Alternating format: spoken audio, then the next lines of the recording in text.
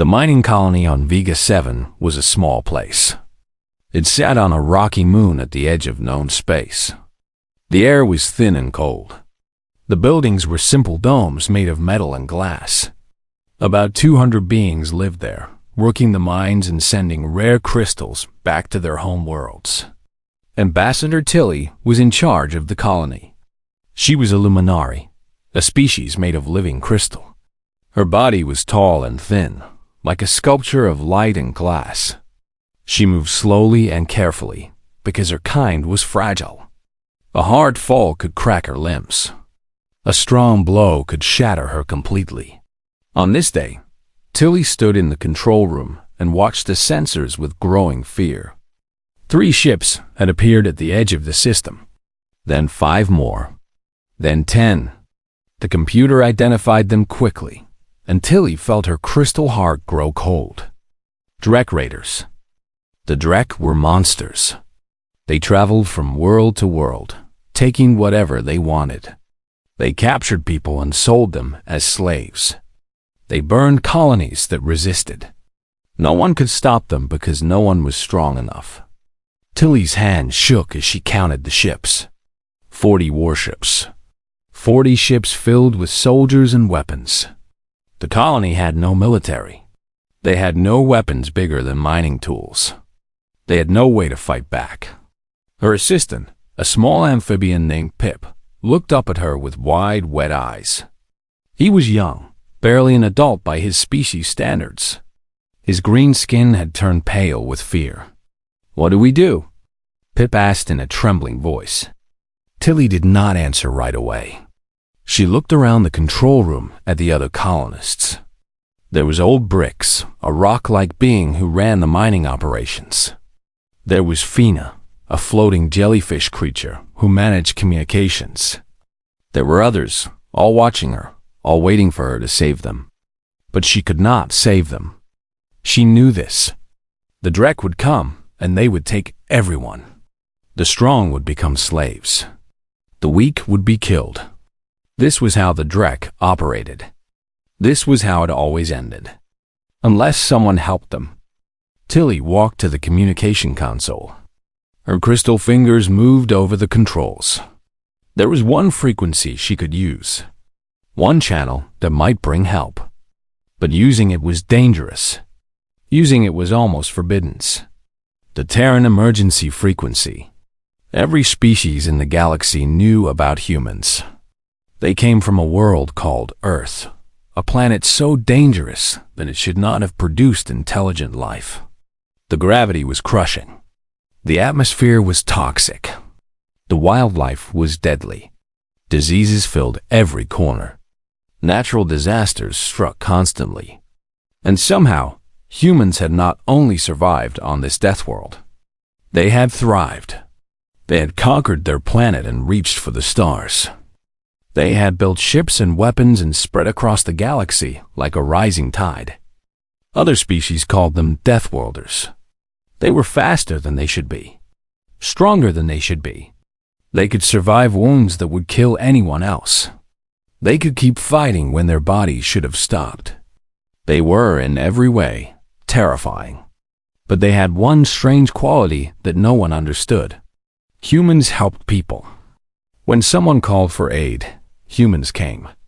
They did not ask for payment. They did not demand anything in return.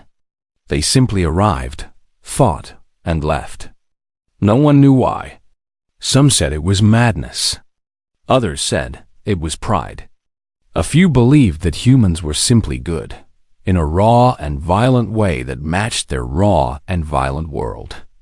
Tilly did not care about the reason. She only cared that humans might come. She activated the Terran frequency and spoke into the microphone. Her voice was steady, even though her body shook with fear. SOS, this is Mining Colony Vega 7. We are under attack by Drek Raiders. 40 warships approaching. We have 200 civilians and no military. We cannot defend ourselves. Please, if anyone can hear this, we need help. Please help us. She repeated the message 3 times. Then she sat back and waited. Far across the galaxy, on a space station orbiting Earth, a man named Mike Patterson sat in a dirty bar. He was drinking alone, as he often did these days. The bar was filled with smoke and noise, with soldiers and veterans trying to forget their pasts. Mike was 43 years old. His face was covered with scars. His hands were rough and calloused. He had spent 20 years in the Terran military, fighting in wars that most people did not know about. He had killed more enemies than he could count. He had lost more friends than he wanted to remember. Now he was retired. The military had told him he was too aggressive for peacetime, too dangerous, too likely to cause problems. So they had sent him away with a small pension and a pat on the back. Mike did not mind.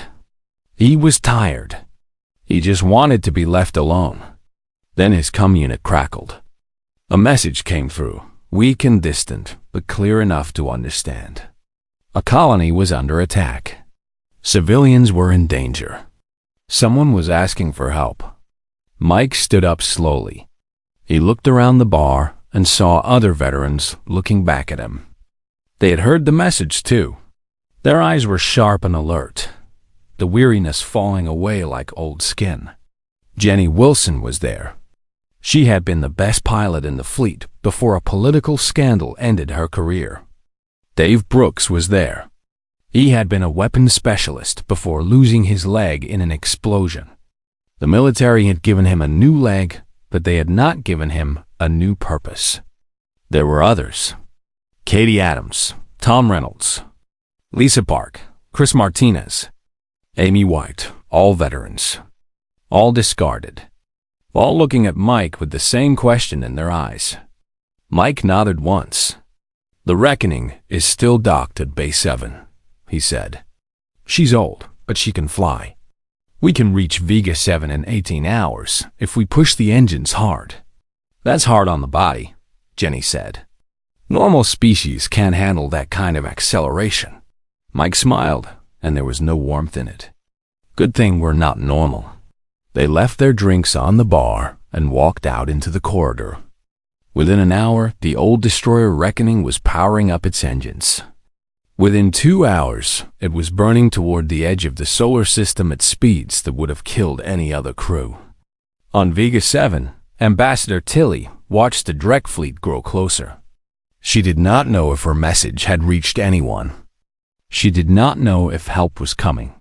But somewhere in her crystal heart, she felt a tiny spark of hope. Someone had heard her. She was certain of it. And they were coming. The Drek fleet surrounded Vega 7 like wolves circling a wounded animal. 40 warships hung in the black void of space, their weapons charged and ready. Smaller landing craft were already descending toward the colony, carrying hundreds of soldiers eager for blood and slaves. Overlord Mazix stood on the bridge of his flagship. The Crimson Fang. He was a massive creature, 8 feet tall and covered in thick, gray scales. His eyes were yellow and cold, like a reptile watching its prey. He had led countless raids across the galaxy. He had destroyed dozens of colonies. He had never known defeat. This colony would be easy. The sensors showed no weapons, no shields, no military ships. Just soft, fragile creatures waiting to be taken. Mazix smiled, showing rows of sharp teeth. Then one of his officers made a strange sound. Something between confusion and fear. "Overlord," the officer said. "A ship has just entered the system." Mazix turned to look at the sensor display. A single ship was approaching at incredible speed. It was small, barely bigger than a heavy cruiser. Old, too. The design was at least 30 years outdated, but it was flying the flag of Earth. Mazix felt a flicker of unease. He had heard stories about humans. Everyone had. They were supposed to be dangerous, unpredictable, and completely insane by galactic standards. But surely those were just stories. Surely one small old ship could not threaten his entire fleet. "Ignore it," Mazix ordered. "Continue the landing operation." If the human ship comes closer, destroy it. The reckoning did not slow down. It did not stop to communicate. It did not show any sign of fear or hesitation. It simply flew straight at the Drek fleet like a missile aimed at a target.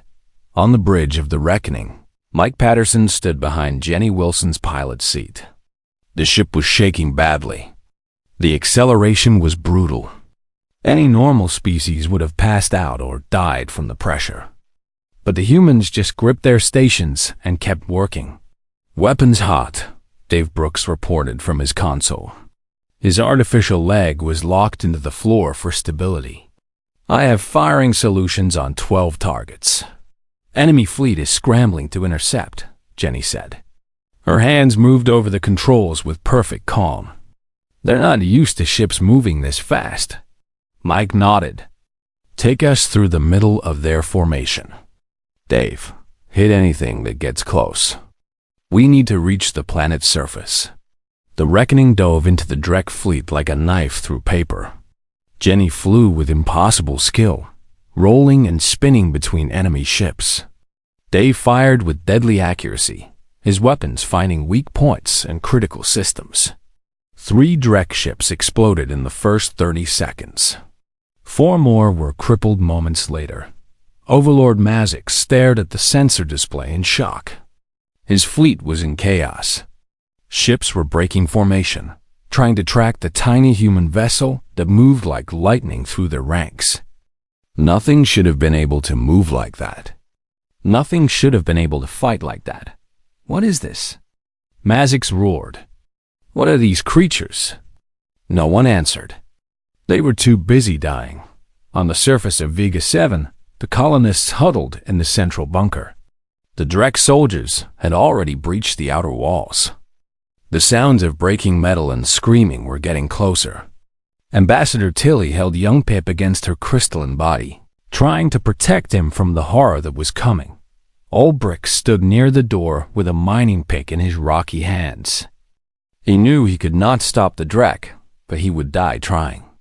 That was the only choice left. The ceiling shook. Dust and debris rained down. The colonists cried out in terror, certain that the Drek had found them at last. Then the ceiling exploded inward, and figures dropped through the smoke. They were not Drek. They were human. Mike Patterson landed hard on the bunker floor, his armor smoking from the drop. Behind him came the rest of his squad. Katie Adams, Tom Reynolds, Lisa Park, Chris Martinez, Amy White. 12 soldiers in total, moving with speed and precision that seemed almost supernatural. Katie was already in motion. She moved like water, flowing between the Drek soldiers who had followed the humans down.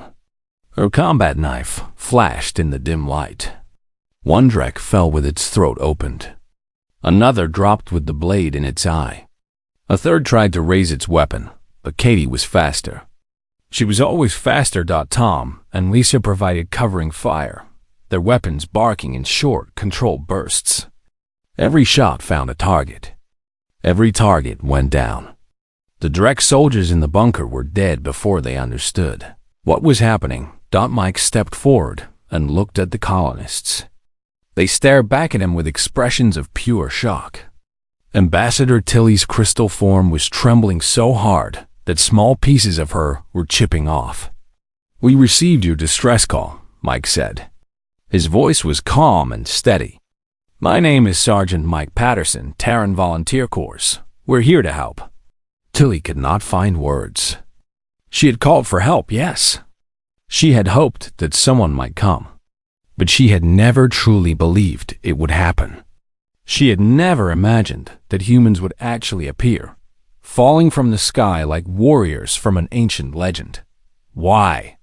She finally managed to ask, "Why would you come?" "We have nothing to offer you. We cannot pay you. We are not important to your species." Mike looked at her for a long moment. His face was hard and tired, marked by years of violence and loss. But his eyes were not cruel. They were sad and determined and strangely kind. "You called for help," he said simply. "That's enough. Outside the bunker, the battle was still raging. The reckoning was dancing through the Drek fleet, drawing fire and causing chaos. On the surface, more landing craft were arriving, bringing fresh enemy soldiers. The humans were outnumbered by at least 50 to 1, but Mike had faced worse odds before. They all had. "All right, listen up," Mike said to his squad. "Katie, Tom, secure the perimeter. Lisa, Chris, start setting up defenses. Amy, check the wounded. We're going to hold this position until the fleet arrives." "What fleet?" Pip asked in his small, trembling voice. Mike smiled. It was not a happy smile, but it was real. "I sent a message when we left Earth," he said. "Told them we had a colony under attack. Told them we needed backup. The Terran Navy takes things like this very seriously." "How long until they arrive?" Ambassador Tilly asked. Mike's smile faded. "About 20 hours. 20 hours. 20 hours of fighting against an army. 20 hours of holding a position with 12 soldiers and no heavy weapons. 20 hours of doing the impossible." Tilly looked at the humans. They were already moving, checking weapons, treating wounds, building barricades from rubble and debris. None of them complained. None of them showed fear. They simply worked, preparing for the battle to come, for the first time since the Drek fleet appeared. Ambassador Tilly felt something other than terror. She felt hope. And somehow, she knew that these strange, impossible creatures from a death world called Earth were going to save them all. Overlord Mazix had lost 7 ships to the human vessel called Reckoning. 7 ships destroyed by one old cruiser. The shame of it burned in his chest like acid. He stood on his bridge and watched the human ship dart through his fleet, never staying still long enough to be targeted properly. He made a decision. If he could not capture the colony, he would destroy it. "Order all ships to begin orbital bombardment," Mazix commanded. "Burn the entire surface. Leave nothing alive." The Drek warships turned their weapons toward Vega 7. Massive cannons began to charge, glowing with terrible energy.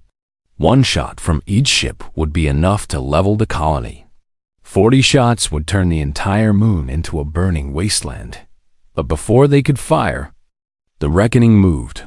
Captain Robert Yang stood on the bridge of the old destroyer, his hands clasped behind his back. He was a quiet man, careful and thoughtful. He had served in the Terran Navy for 30 years before retiring. When Mike Patterson had asked him to fly this mission, Robert had not hesitated. Some things were more important than retirement. "Jenny," Robert said calmly, "put us between the fleet and the planet." Jenny Wilson's fingers flew over the controls. "That's suicide, Captain. We can't survive a full bombardment." "I know," Robert replied. "Do it anyway." The reckoning swung around and positioned itself directly in the path of the Drek weapons. It hung there in space, a tiny shield between 40 warships and a helpless colony. The ship was battered and smoking, already damaged from hours of combat. Down in the engine room, Chris Martinez was working miracles. He was covered in grease and burns. Broken pipes leaked steam around him. The ship's systems were failing one by one, but Chris kept them running through pure stubbornness and skill. "I need more power to the shields," he shouted into his communicator. "There is no more power." Someone shouted back. Chris grabbed a roll of emergency tape and started wrapping it around a cracked power conduit. "Then I'll make more power." The Drek fleet opened fire. The reckoning shuddered as energy blasts slammed into its hull. Metal screamed. Systems overloaded. Crew members were thrown from their stations. But the ship held. Somehow, impossibly, the ship held. "Damage report." Robert called out. "Hull breaches on decks 3, 4, and 7. Shields at 12%. Engine 2 is offline. Weapons are functioning at 40% capacity." Robert nodded. "Keep us in position." We hold until the reinforcements arrive. That's 17 more hours. Sir. Then we hold for 17 more hours. On the surface of Vega 7, Sergeant Mike Patterson watched the sky light up with distant explosions. The reckoning was taking a beating up there. He could only imagine what Captain Yang and the crew were going through, but he had his own problems. The Drek had landed over 500 soldiers on the surface. They were advancing on the colony from 3 directions. Mike had 12 soldiers, 200 civilians, and a handful of mining tools to defend with. It was not a fair fight. But humans had never cared about fair. Mike gathered his squad in the central plaza. Behind them, the colonists worked frantically to reinforce the bunker. Ambassador Tilly directed the efforts, her crystal form moving among her people with calm authority. She was scared. Mike could see that, but she was not letting her fear stop her. He respected that. "All right," Mike said to his soldiers. "Here's the situation. 500 enemies, 3 attack vectors, 17 hours until backup arrives. Any questions?" Katie Adams checked her weapons. "What's the plan, Sarge?" Mike smiled grimly. "We make them bleed for every inch. Tom, Lisa, take the north approach. Set up crossfire positions and fall back when pressed. Katie, you're with me on the east side. Chris, once you're done helping with the barricades, join Dave on the west. Amy, you stay at the bunker and handle casualties." "That leaves us thin everywhere," Dave pointed out. "I know, but we don't need to win. We just need to survive long enough for the fleet to get here." Mike looked at each of his soldiers.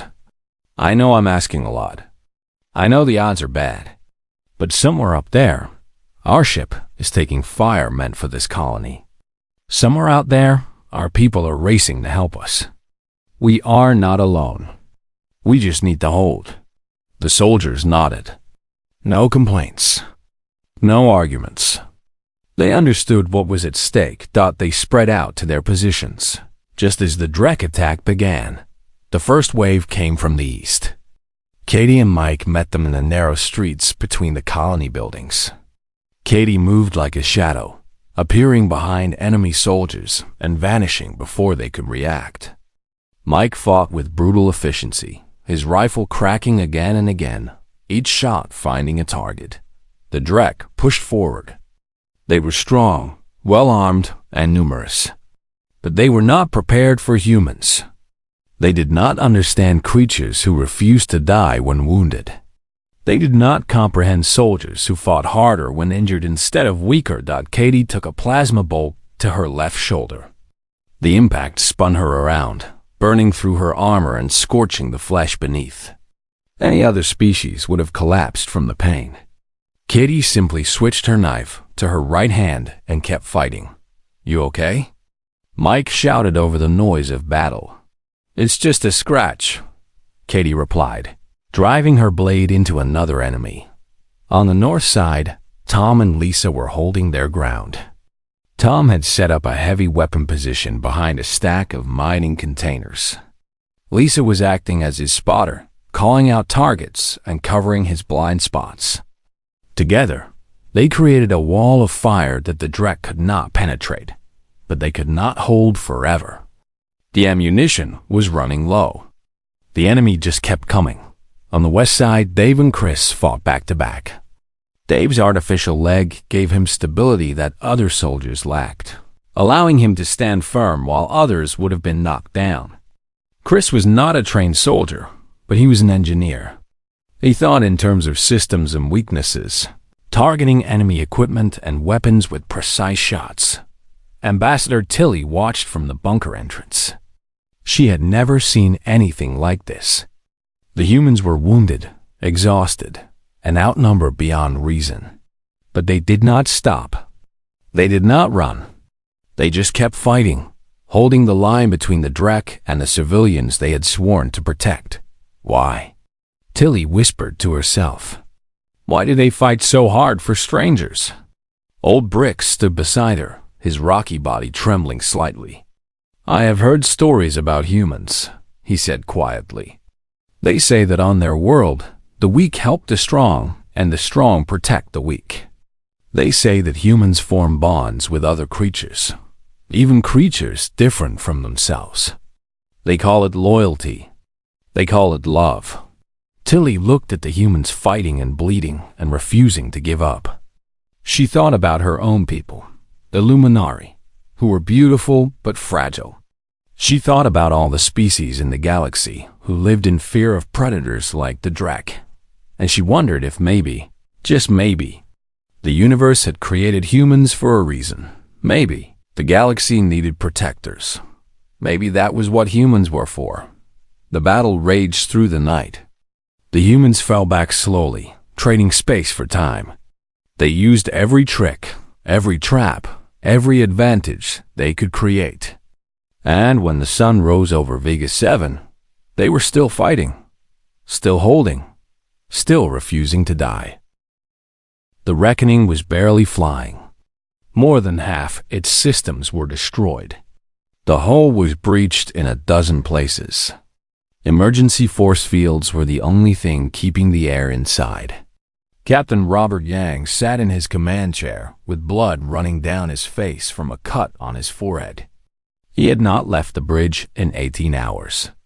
"Sir," Jenny Wilson said, her voice hoarse from exhaustion, "we've lost engine 3. We're down to 20% thrust." "Keep us in position," Robert ordered. "We hold." "Captain, if we take another direct hit, we're finished." Robert looked at the view screen. The Drek fleet was still there, still firing. 33 ships remained, circling like vultures waiting for their prey to die. Below them, on the surface of Vega 7, his people were fighting impossible odds. "Then, we make sure we don't take another direct hit," Robert said. "Jenny, get creative." Jenny Wilson smiled despite everything. Getting creative was what she did best. She threw the Reckoning into a wild, spinning maneuver that would have made any sane pilot sick. The ship danced through the Drek fire, somehow avoiding every shot. It was impossible flying. It was beautiful. On the surface, Mike Patterson was running out of options. His squad had been fighting for 18 hours straight. Every one of them was wounded. Katie Adams had plasma burns on her shoulder, her arm, and her leg. Tom Reynolds had taken shrapnel to his side. Lisa Park had a concussion that made her vision blur. Dave Brooks had lost his artificial leg and was fighting from a fixed position. Chris Martinez had been shot twice, but was still running between positions, repairing weapons and treating wounds. Amy White was the busiest of all. The medic moved among the wounded like a ghost, stitching cuts, applying bandages, injecting painkillers. Her hands were covered in blood, both human and alien. She had saved 17 lives in the past 18 hours. She had lost 2. The colonists were helping as much as they could. Old Bricks had taken up a position near the east barricade, using his rocky body as a shield when the Drek pressed too hard. Young Pip was carrying ammunition between positions, his small amphibian body moving quickly through spaces too tight for humans. Ambassador Tilly was organizing the civilians, keeping them calm, keeping them working, but it was not enough. The Drek just kept coming. Mike crouched behind a broken wall, reloading his weapon for what felt like the 100th time. His body ached. His vision was getting fuzzy from blood loss and exhaustion. He had been shot in the left arm hours ago and had simply wrapped it in tape and kept fighting. "Sarge," Katie said, sliding into position beside him, "we're almost out of ammunition. Maybe another hour, 2 at most." Mike nodded slowly. He had known this was coming. They had held longer than anyone could have expected. They had done everything possible, but it was not going to be enough. "All right," Mike said quietly. "When the ammo runs out, we go to close combat. We make them pay for every step. He stopped. Something was happening in the sky. The darkness of space was suddenly filled with light. Three massive shapes burst out of hyperspace, moving with speed and power that made the Drek fleet look like children's toys. The ships were enormous, each one bigger than the entire Drek fleet combined. They were painted black and gray, with the flag of Earth blazing on their hulls. The Terran battleships Prometheus, Atlas, and Hercules had arrived. On the bridge of the Prometheus, Admiral Steve Mitchell stood like a statue of iron and stone. He was 60 years old, with gray hair and cold eyes that had seen every horror the galaxy could offer. He had fought in the border wars. He had led the defense of Mars Colony. He had never lost a battle in his entire career. And right now, he was very, very angry. "Open a channel to the Drek fleet," Steve ordered. "Channel open." "Admiral," Steve's voice boomed across every frequency, reaching every Drek ship, every Drek soldier, every corner of the Vega 7 system. "This is Admiral Steve Mitchell of the Terran Navy. You have attacked civilians under human protection. You have attempted to enslave beings who called upon Earth for help. You have one chance to surrender. Drop your weapons, power down your shields, and prepare to be boarded. If you do not comply immediately, we will destroy you." There was a long moment of silence. Then Overlord Mazix's voice came back, filled with pride and fury. "We are the Drek. We do not surrender. We do not bow to anyone. Attack them. Destroy these humans and take their ships as trophies." The remaining 33 Drek warships turned toward the Terran battle group. They opened fire with everything they had, filling space with a storm of energy and missiles. Admiral Mitchell did not flinch. "All ships," he said calmly. "Weapons free." The Terran battleships answered. What followed was not a battle. It was a slaughter. The Prometheus, Atlas, and Hercules moved with perfect coordination, their weapons firing in precise patterns that left no escape. Drek ships exploded one after another, their hulls torn apart by Terran firepower. The humans targeted engines first, leaving the enemy ships helpless, then destroyed them at leisure. Overlord Mazix watched in horror as his fleet died around him. One by one, his ships were torn to pieces by creatures he had thought were just animals from a primitive world. He had believed the stories about humans were exaggerated. He had thought they were just another species to be conquered. He had been so very wrong.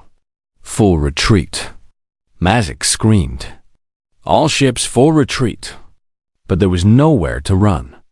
The Terran ships had positioned themselves between the Drek fleet and the system's exit point. Every escape route was blocked.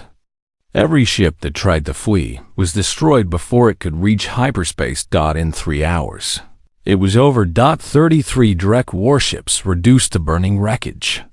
Thousands of Drek soldiers dead in space. Overlord Mazix's flagship, the Crimson Fang, was the last to fall. Its engines destroyed by a precise shot from the Prometheus. On the surface of Vega 7, the remaining Drek soldiers saw what was happening in the sky. They saw their fleet die. They saw their overlord fall. And they did something the Drek soldiers had never done before. They surrendered. Mike Patterson watched as the Drek dropped their weapons and raised their hands. He was so tired that he could barely stand. His squad was gathered around him. All of them wounded, all of them exhausted, all of them alive. They had done it. They had held for 18 hours against impossible odds, and help had come above them. The reckoning limped toward the Prometheus, barely able to fly but still moving. Captain Robert Yang finally allowed himself to sit back in his chair and close his eyes. "We held," he whispered to himself. "We actually held." On the bridge of the Prometheus, Admiral Mitchell looked at the burning remnants of the Drek fleet. His face showed no satisfaction, no pride, just the cold determination of a man who had done what needed to be done. "Send rescue teams to the surface," he ordered, "and get me a status report on that old destroyer." I want to shake the hand of whatever crazy bastard flew that ship through an entire enemy fleet. The fury of Earth had arrived, and the galaxy would never forget it. The council was made up of representatives from the 300 most powerful species in the known galaxy. They gathered in a vast chamber on the neutral world of Central Point, where matters of war and peace were decided. Normally, the chamber was filled with quiet discussion and careful negotiation. Today, there was only fear. The holographic display in the center of the chamber showed the battle. Recordings from Vega 7. The council members watched in silence as one old human ship tore through a Drek fleet. They watched as 12 human soldiers held off an army for 18 hours. They watched as 3 Terran battleships destroyed 33 warships in less than 3 hours. When the recording ended, no one spoke for a long moment. Finally, High Counselor Vex, a tall being with silver skin and 4 arms, rose from his seat. His voice trembled slightly as he spoke. This changes everything. The Drek were one of the most feared military powers in the galaxy. They had conquered dozens of worlds. They had never been defeated in open battle. And now they are broken. Their fleet is destroyed. Their overlord is dead. Their slave colonies are in revolt. He paused, looking around at the other council members. All because a single human squad answered a distress call from a worthless mining colony. All because humans came when someone asked for help. Another council member, a small creature made of living metal, spoke up. We have always known that humans were dangerous. We have always feared what they might do if they turned their violence against us. But this is something different. This is not aggression. This is protection. They came to defend strangers. They bled for strangers. They died for strangers. Not all of them died, Vex pointed out. The human squad suffered heavy casualties, but every single one of them survived. How is that possible? They were outnumbered 50-1. No one had an answer. On Earth, the survivors of Vega 7 were receiving medical treatment and being honored as heroes. Admiral Steve Mitchell had personally pinned medals on every member of the squad. The president of Earth had made a speech about their bravery. News networks across human space were running stories about the Battle of Vega 7, but the soldiers themselves did not care about the attention. Mike Patterson sat in a hospital bed, his left arm in a cast and bandages covering half his body. He had refused the healing machines, preferring to recover naturally. It was an old habit from his military days. Jenny Wilson came to visit him, walking with a slight limp from a leg injury she had suffered during the final hours of the battle. She sat down beside his bed and looked at him with tired eyes. "The council is scared of us," she said. "The whole galaxy is talking about what we did." Mike shrugged, then winced at the pain in his shoulder. "Let them talk. They're saying we're monsters, that we're too dangerous to be trusted. Some of them want to form an alliance against Earth." Mike laughed, a short, bitter sound. "We saved a colony full of innocent people. If that makes us monsters, then I guess we're monsters." The door opened and Ambassador Tilly entered. Her crystal form had been repaired, the cracks and chips healed by Luminary medical technology. She moved carefully across the room and stopped beside Mike's bed. "Sergeant Patterson," she said softly, "I wanted to thank you again. My people owe you our lives." Mike shook his head. "You don't owe us anything. We just did what needed to be done." Tilly was silent for a moment. Then she reached into a small bag she was carrying and pulled out a tiny crystal, glowing with soft inner light. "This is a memory stone," she explained. "It contains the story of what happened at Vega 7, every detail, every moment. I am going to take it to the Galactic Council.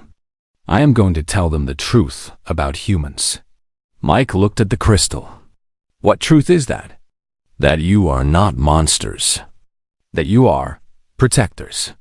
That when the galaxy was full of species too weak to stand against the darkness, the universe created humans to be shields for the helpless. Tilly's crystal eyes met his. I was afraid of your kind before. Everyone was. But now I understand. The galaxy does not need to fear humans. The galaxy needs to thank them. 3 days later, Ambassador Tilly stood before the Galactic Council. The vast chamber was completely silent as she spoke, her crystal voice carrying to every corner of the room. For generations we have called humans Deathworlders. We have whispered about their violence, their aggression, their terrifying ability to survive what should kill them. We have avoided them. We have feared them. We have treated them like dangerous animals that might attack at any moment. She paused, looking around at the hundreds of faces watching her. I was one of those fearful beings. When the Drek came to destroy my colony, I almost did not send the distress call on the human frequency. I almost let my fear stop me from asking for help. And if I had given in to that fear, my people would be dead or enslaved right now. Tilly lifted the memory stone, and holographic images filled the air above her head. Images of humans fighting, bleeding, refusing to give up. These humans came to save us. They did not ask who we were. They did not ask what we could offer them. They did not care that we were strange creatures from a distant world. They simply heard that someone needed help, and they came. The images showed Mike Patterson standing over wounded colonists, his weapon raised against the Drek. They showed Katie Adams fighting with plasma burns covering half her body. They showed the Reckoning placing itself between the Drek fleet and the planet, taking fire meant for civilians. They told me that this is what humans do. They protect the weak. They answer calls for help. They fight for strangers because it is the right thing to do. And when I asked them why, they had no grand explanation. They simply said that someone needed help, and that was enough. Tilly lowered the memory stone and looked directly at High Counselor Vex. Perhaps we have been wrong about humans all along. Perhaps they are not monsters to be feared, but guardians to be celebrated. Perhaps the galaxy is safer because of them. Not in spite of them. She took a deep breath. My people, the Luminari, have decided to formally request a protection treaty with Earth. We will be the first species to do so. But I do not believe we will be the last. Because in a galaxy full of predators like the Drek, it is good to have friends who can fight. The council chamber erupted into chaos. Some members shouted in anger. Others called for order. A few simply sat in stunned silence. But in the back of the chamber, a group of smaller species was already whispering among themselves. Species who had been bullied and threatened and conquered for generations. Species who had never had anyone to protect them. They looked at the images of humans, fighting and bleeding for strangers, and they began to hope. 6 months later, Earth had protection treaties with 27 species. Mike Patterson had retired to a small farm, where he grew vegetables and tried to forget about war. But Ambassador Tilly visited him every year, bringing gifts and stories from her people. Jenny Wilson went back to flying cargo ships, though she kept her combat skills sharp. Dave Brooks got a new leg and returned to teaching weapons training at the military academy. Katie Adams, Tom Reynolds, Lisa Park, Chris Martinez, and Amy White scattered across human space, living quiet lives until the next call for help came. The Reckoning was repaired and placed in a museum, a monument to the 12 soldiers and their crew who had faced an army and won. And across the galaxy, species who had once feared humanity began to see them differently, not as Deathworlders to be avoided, but as protectors to be trusted, not as monsters, but as friends. The SOS that summoned the unstoppable Deathworlder force had changed everything. And humanity, as always, was just getting started.